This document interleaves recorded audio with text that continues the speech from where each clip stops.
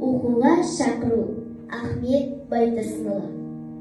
Балалар, оқуға бар, жатпа қара. Жуынып, кейнінде шапшаңырақ. Шақырды тауық мана әлде қашан. Қарап тұр терезеден күн жылтыра. Адамда ұшқан құста жүрген анда, жұмыссыз тек тұрған жоқ ешбір жанды. Кішкене қонызда жүр жігіт сиреп, барады араларда ұшып балға.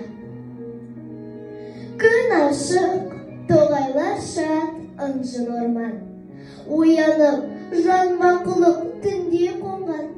Шығады тоқылдақтың тоқ-тоқ даусы, сайрағы сарғылдақтың сыңғырлаған. Өзенде балықшылар ауғарап жүр, тоғанда орақ даусы шаншын ұрған. Ал балам, ал кітапты қолдарына, құлдарын Құдай сүймеш жалқау болған.